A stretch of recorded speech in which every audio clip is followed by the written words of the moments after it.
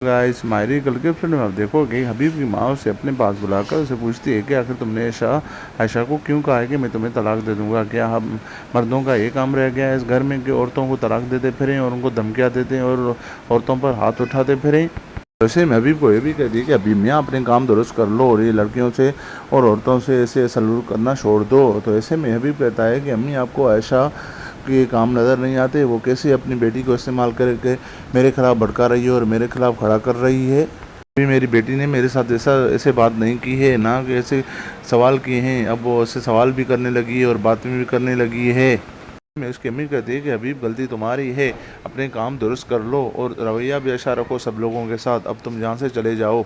अगले सीन में देखोगे कि आयशा बेचारे हबीब के जुल्म और सितम की वजह से परेशान और उदास बैठी होती है और सोचों में गुम होती है। तो ऐसे में वहाँ पर एनी भी आ जाती है और एनी आयशा को कहती है कि अम्मी आप परेशान और उदास ना बैठा करें, अल्लाह सब कुछ ठीक कर देगा। ये अब्बू की हालत भी ठीक हो जाएगी। ये दूसरी जगह उसके कान भी भर रही है, ये सब वही करवा रही है। आप बस दुआ करें, अल्लाह खैर करेगा, सब कुछ ठीक हो जाएगा।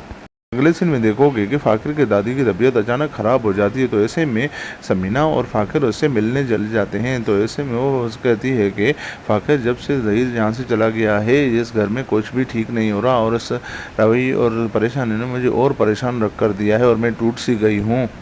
फिर में फ़ाकिर अपनी दादी को कहता है कि दादी आप परेशान ना हो, सब कुछ ठीक हो जाएगा, मैं हूँ ना, कुछ भी बुरा नहीं होगा। तो ऐसे में उसकी दादी कहती है कि हाँ बेटा मुझे बस यही उम्मीद है, तुम भी, मुझे खुशी है कि तुम भी अपने काम पे लग गए हो और तुम बड़े हो गए और ज़िम्मेदार भी हो गए हो।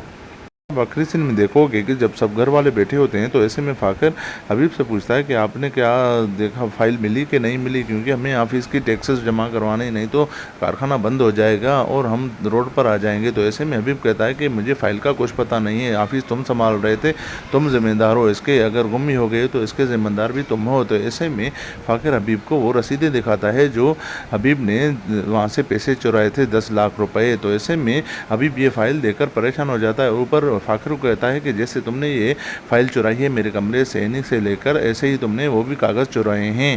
तो ऐसे में अभी ये भी कहता है कि तुम एनी को इस्तेमाल करके वो फ़ाइल भी उठा कर ले गए हो और ख़ुद अपने आप पर अपने नाम पर करवाना चाहते हो और इस घर के और फैक्ट्री के अकेले मालिक बनना चाहते हो। तो ऐसे में फ़ाकिर कहता है मेरा ऐसा कोई इरादा नहीं है, मैं ऐसी कोई नियत नहीं रखता। तो ऐसे में हबीब कहता है आखिर वो फ़ाइल गई कहाँ अगर तुमने नहीं चुराई। तो ऐसे में सायका वहाँ पर आ जाती है और कहती है कि ये कागजात यहाँ पर हैं मेरे पास।